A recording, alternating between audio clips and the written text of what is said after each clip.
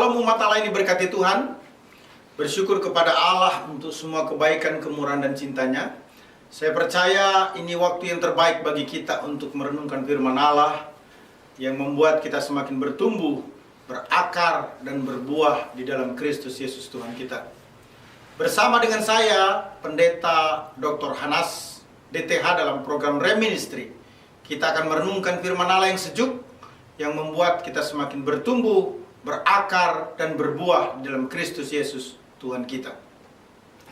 Salah satu legacy of His name, warisan namanya, terkait dengan Natal Yesus Kristus adalah Shar Shalom, atau yang disebut dengan Raja Damai. Shar Shalom sekaligus sebagai nama terakhir sebagaimana yang dinyatakan dalam Yesaya 9 ayat yang kelima.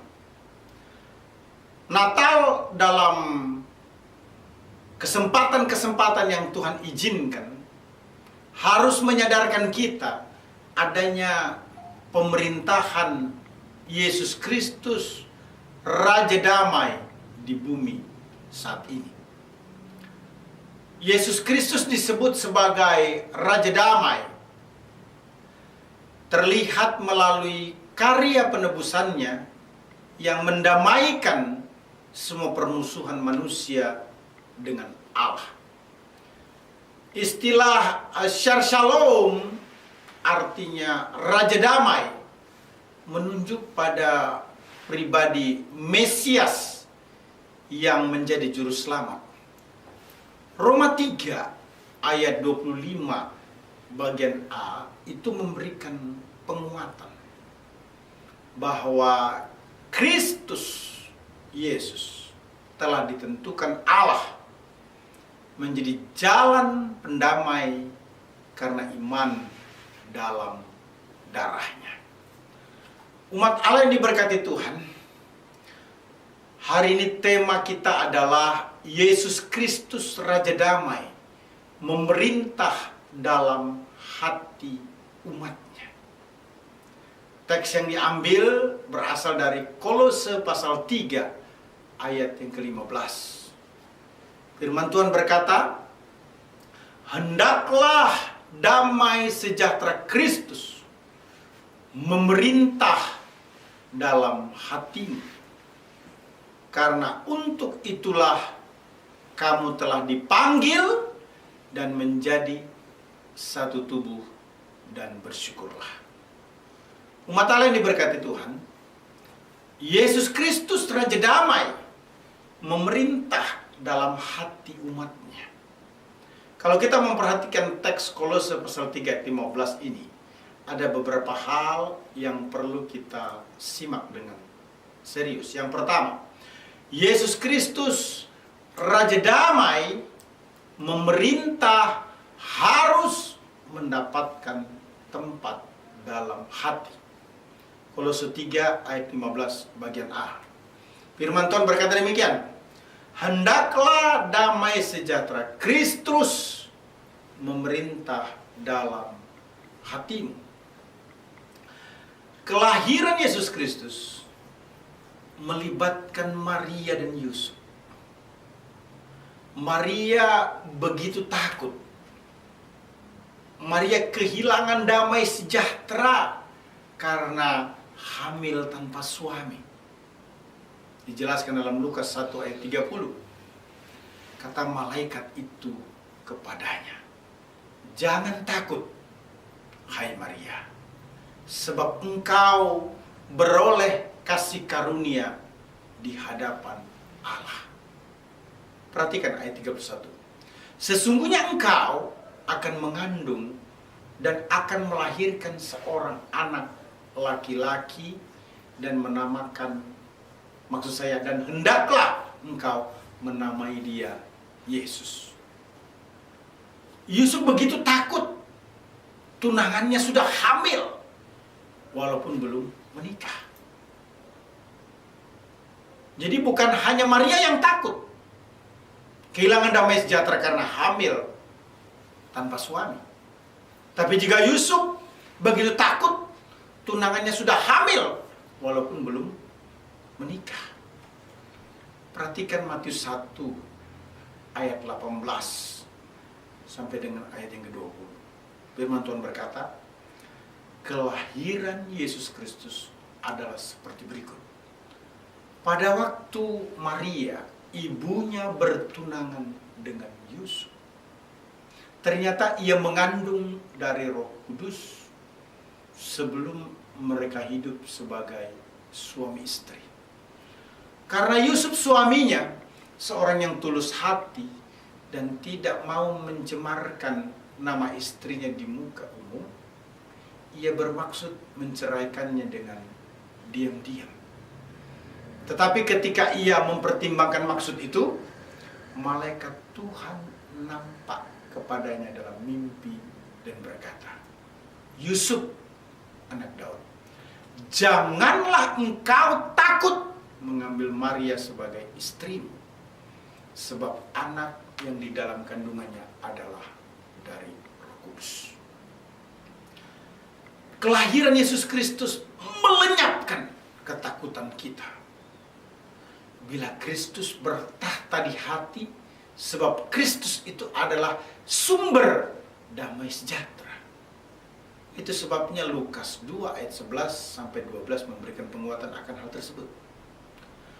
Hari ini telah lahir bagimu juru selamat, yaitu Kristus Tuhan di kota Daud. Dan inilah tandanya bagimu.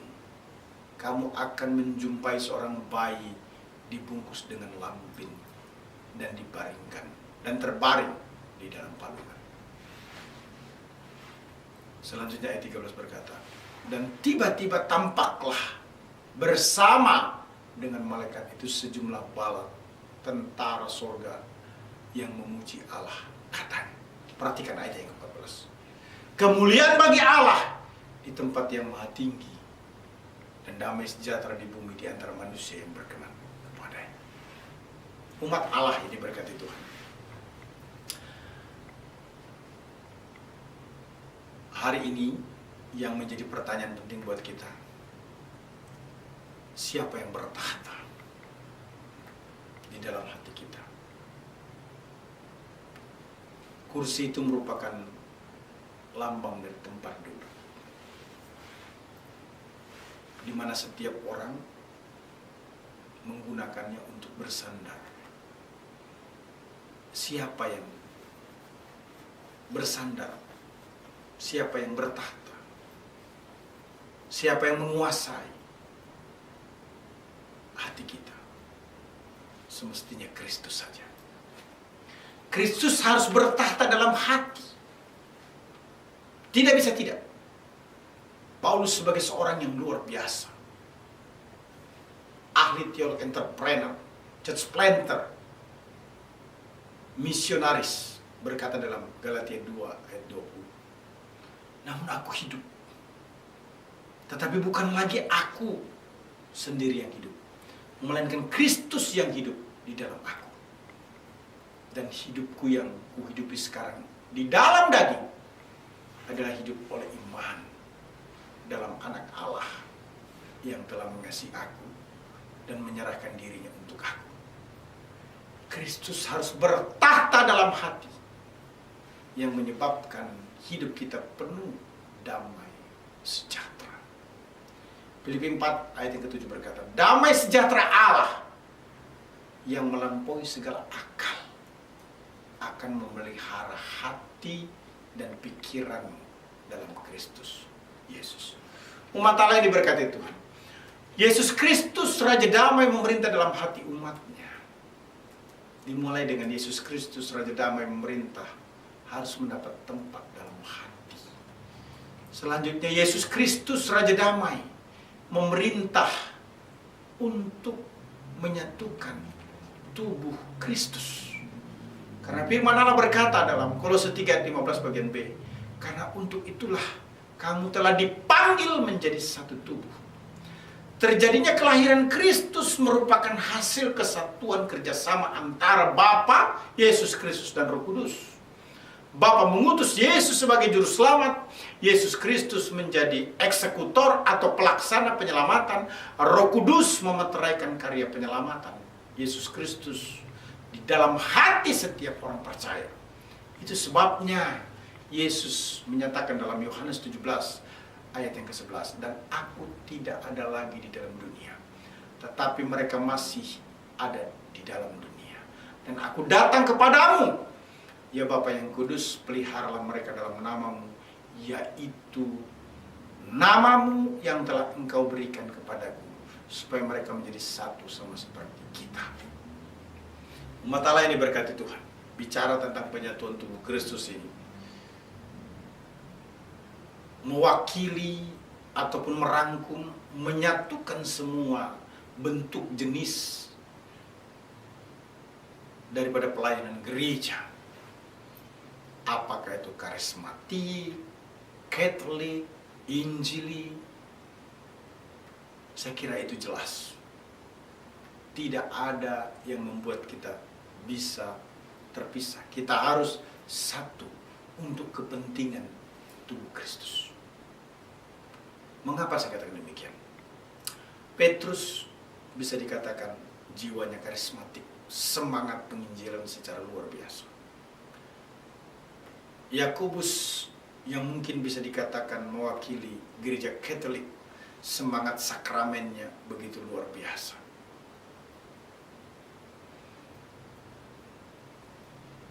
Ada 7 sakramen di dalam gereja Katolik: pembaptisan, penguatan iman, ekaristi, perjamuan kudus maksudnya, pengakuan dosa, tabis pelayanan, perkawinan dan urapan orang sakit.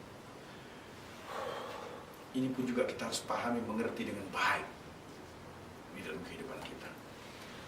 Kelompok Injil yang diwakili oleh Yohanes punya semangat berteologi.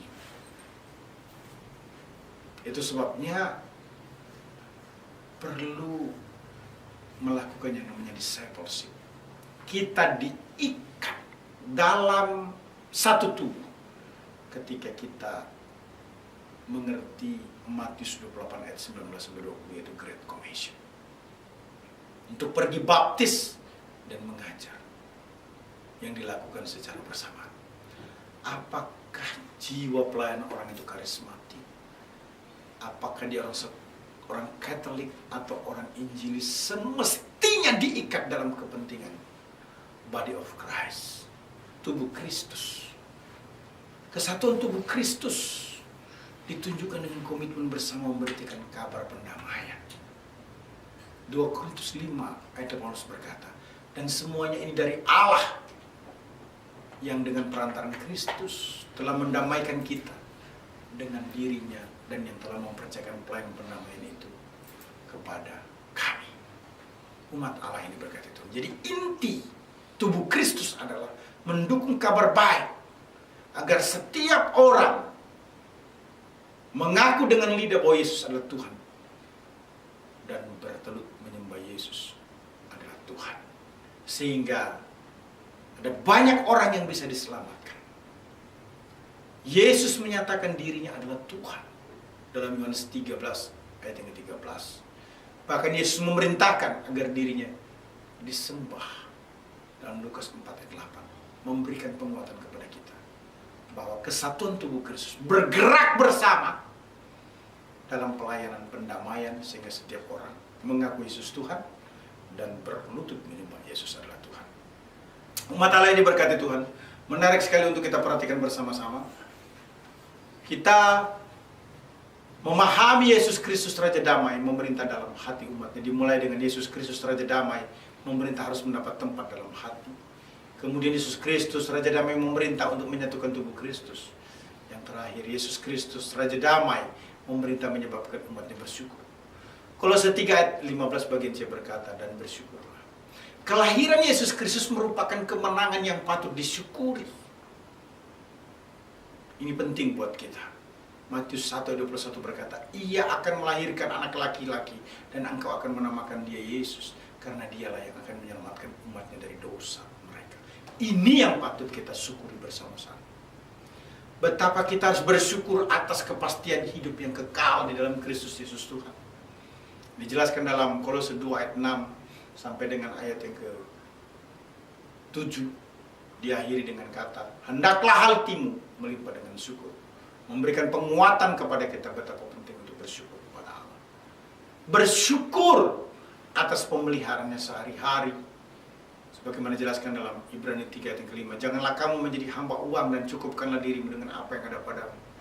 Karena Allah telah berfirman, aku sekali-kali tidak akan membiarkan engkau dan aku sekali-kali tidak akan meninggalkan engkau. Bersyukur atas kekuatan untuk semakin mengasihi Tuhan, agar kasih karunia-Nya selalu kita rasakan dalam hidup ini. Paulus mengingatkan dalam Efesus 6 ayat 24, kasih karunia menyertai semua orang yang mengasihi Tuhan kita Yesus Kristus dengan kasih yang tidak binasa. Umat Allah yang diberkati Tuhan, apapun yang terjadi setelah kita menerima Yesus Kristus, maka semestinya terjadi seperti apa yang dinyatakan oleh Yohanes dalam Wahyu 11 ayat 17. Sambil berkata, kami mengucap syukur kepadamu, ya Tuhan, Allah yang Maha Kuasa, yang ada dan yang sudah ada, karena Engkau telah memangku kuasa-Mu yang besar dan telah mulai memerintah sebagai Raja. Yesus Kristus Raja damai memerintah dalam hati umatnya. Menurut Kolose 3 ayat, pasal 3 ayat yang ke-15 menyatakan 3 hal penting. Pertama, Yesus Kristus Raja damai memerintah harus mendapatkan tempat dalam hati. Yang kedua, Yesus Kristus Raja damai memerintah untuk menyatukan tubuh Kristus. Yang ketiga, Yesus Kristus Raja damai memerintah menyebabkan umatnya bersyukur. Haleluya! Tuhan Yesus memberkati kita. Amin. Allah sanggup melakukan segala perkara, dulu, sekarang, dan selamanya. Kuasanya